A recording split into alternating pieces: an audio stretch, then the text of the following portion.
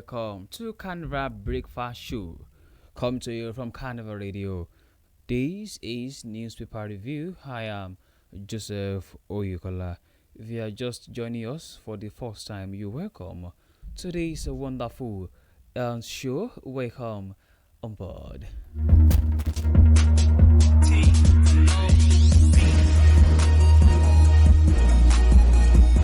Oyo Joseph on the mic this beautiful morning. I have different newspaper with me. I have Punch, I have Daily Post newspaper, I have Vanguard newspaper, and of course, I have the Nation newspaper. But to begin the news this morning, here are the headlines.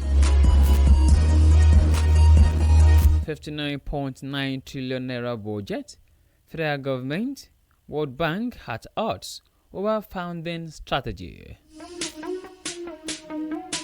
Tax for grade, facilities, polytechnics crack down on over 50 lecturers. Fubara's visit to Wike, sacrifice for peace, says Rivers Aid House. Lagos, Delta, 4 orders to record 250 rainy days, says NIMET.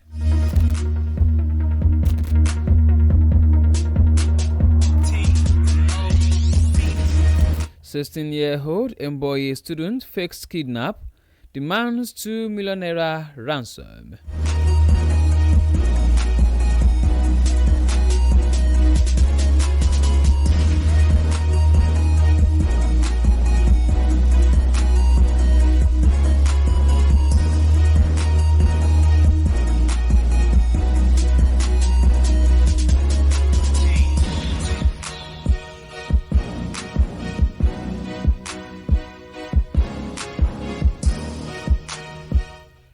Now to the news in details.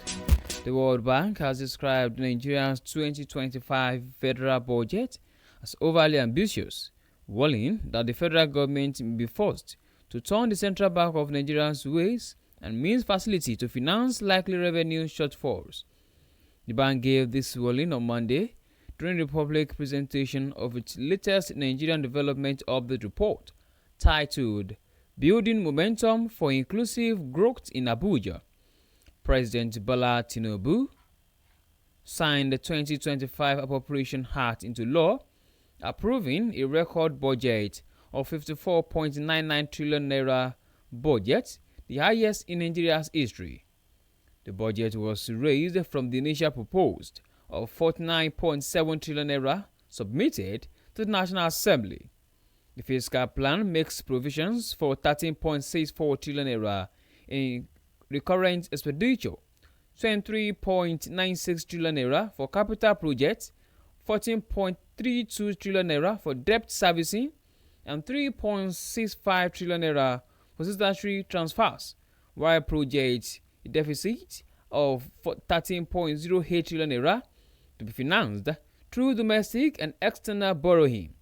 The budget assumption include a crude oil benchmark of $75 per barrel, oil production at 2.06 million barrels per day, an average exchange rate of 8,400 naira per dollar, and an inflation target of 15%. Speaking at the event, the World Bank's lead economist of Nigeria, Mr. Alex Sienat, said that despite strong revenue gains recorded in 2024, Nigeria's 2025 budget assumptions remain optimistic and may prove difficult to meet. According to him, key assumptions such as average daily crude oil production of 2.1 million barrels per day and a benchmark oil price of $75 per barrel are unlikely to hold, noting that current production figures are closer to 1.6 million barrels per day.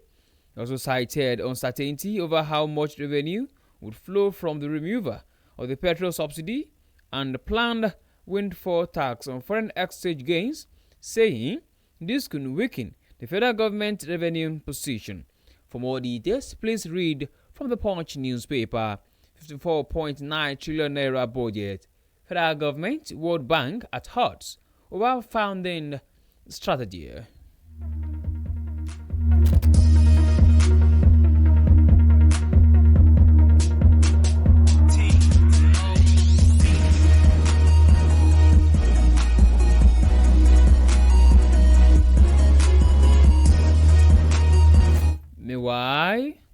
A member of the Rivers State Elders and Leaders Council and pioneer spokesman of the Pan-Niger Delta Forum, Chief Anabs Sarah Igbe, described Governor Siminalayi Fubara's recent visit to the Minister of the Federal Capital Territory, Nyesom Wike, as a sacrifice made in the interest of peace in Rivers State.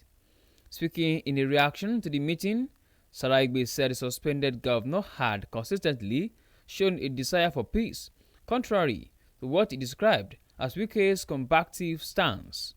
He lauded Governor Fubara's move, emphasizing that peace often requires personal sacrifices. Confirming the meeting, Wike said during a live media chat on Monday that Governor Fubara had visited him at his residence in Port Harcourt, accompanied by two governors from the ruling All Progressives Congress and another unnamed individual. The former Rivers governor, however, blamed Fubara's current political travails on what he termed self-inflicted injury, stating that the embattled governor had previously failed to heed the advice of political leaders and allies. While speaking on challenges in the Federal Capital Territory, particularly with regard to open grazing, Wike said efforts were ongoing to address the situation. He also disclosed that 100-acre land was earlier designated for grazing reserves in the FCT, but that encroachment by land grabbers had complicated the situation. For more details, please read from Vanguard newspaper. Fubara's visit to Wike, sacrifice for peace, says Rivers Elders.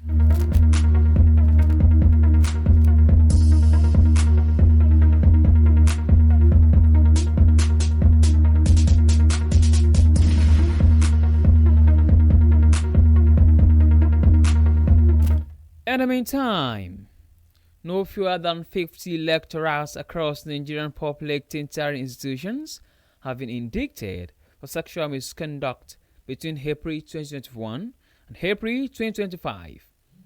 While some of the indicted academics, including professors, have been dismissed, others are currently facing disciplinary panels. The cases span universities and polytechnics nationwide, highlighting the widespread nature of sexual harassment in Nigeria's higher education system. A 2018 survey by the World Bank Group's Women, Business and Law Project found that 70% of female graduates in Nigeria had experienced sexual harassment in school, most commonly from classmates and lecturers. Despite the Senate passing a bill in 2021 prescribing a 25-year jail term for lecturers guilty of sexual exploitation, the legislation has yet to be signed into law. Most recently, on April 24, 2025, the Governing Council of Abubakar Tafawa Balewa University, Bauchi, dismissed a senior lecturer, Dr. Usman Aliyu, over allegations of sexually harassing a married postgraduate student, Mrs. Kamali Aliyu. The university acted upon the findings of its senior staff disciplinary committee, which found the lecturer guilty of misconduct. Mrs. Aliyu had petitioned the school in 2024, accusing Dr. Aliyu of coercion and threatening an academic progress. More details, please read from the Nation newspaper. Sex for Grade Facilities, Polytechnics crackdown on over 50 lecturers.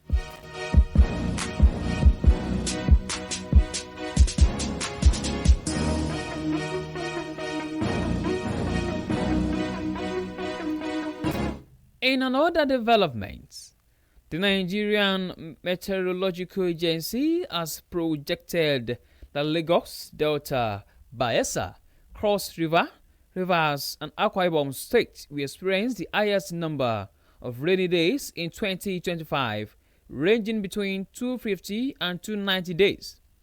This was contained in the agency's 2025 seasonal climate prediction released on Monday.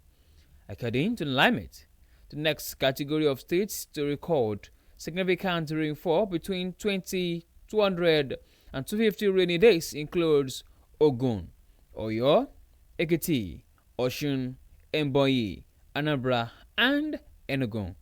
In the central region, states such as Niger, Kogi, Benue, Plateau, Nasarawa, Kwara, and Federal Capital Territory are expected to record between 150 and 200 rainy days.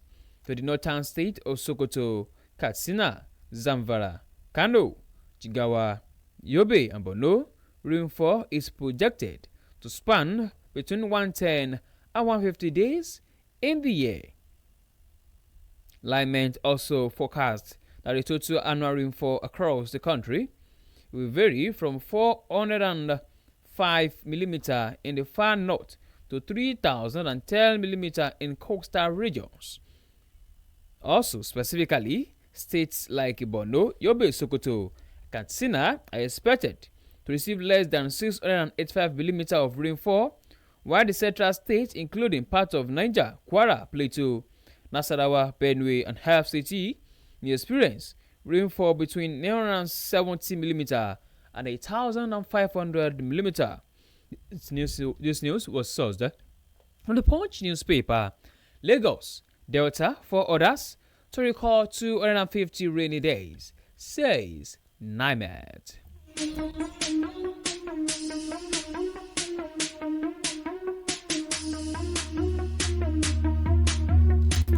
On to the last news on Newspaper Review this beautiful morning. A 16-year-old student in SS2 class of a private secondary school in Abakaliki, Oyo State, faked a kidnapped and demanded a ransom of 2 million for her release. The teenage girl allegedly contacted a family member claiming she had been kidnapped. State Police Public Relations Officer Joshua Ukandu disclosed to reporters on Monday that a family friend helped her plan the hoax.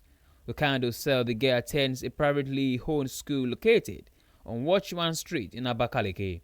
She's a native of Easy local government area and was due to return to school for the third time on Saturday.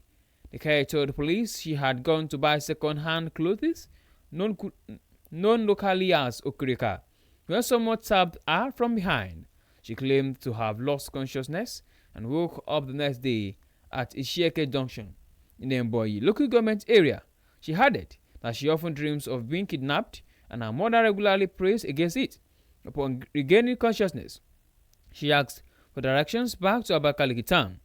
Instead of returning home, she went to the house of a family friend who had no idea she was missing. Using the man's phone, she messaged her brother claiming she had been kidnapped and demanded 2 million naira ransom. Her brother asked to speak with the kidnappers and requested their locations, but she refused and blocked his number. Later, she unblocked his number and sent an account number belonging to the family friend hosting her. Unfortunately for her, the phone was tracked. Police raided the house and arrested everyone involved in the plot. The police spokesperson confirmed that the command has launched a full investigation into the incident. The girl has since been reunited with her family, though the matter remains under police investigation due to her age. For more details, please visit the Punch newspaper. 16-year-old Mboyi student fakes kidnap, demands 2 million naira ransom.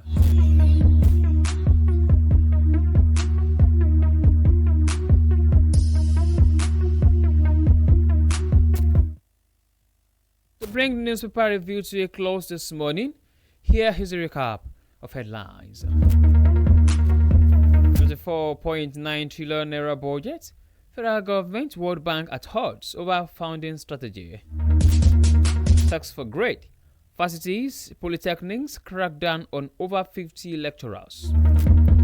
Barras visit to Wike sacrifice for peace, says Rivers Elders. Lagos Delta for us to record 250 rainy days, says NIMET. 16-year-old Mboyi student fakes kidnap, demands 2 million naira ransom. And with that, we've come to the end of Newspaper Review. Thank you very much for listening. You can download Carnival Media app from Google Play Store and App iOS. You can also check out our website at www.carnivalmedia.ng. My name remains Joseph Oyokola. Good morning, and please do well to enjoy the rest of your day. Please, it is necessary. Do well to enjoy the rest of your day. Bye.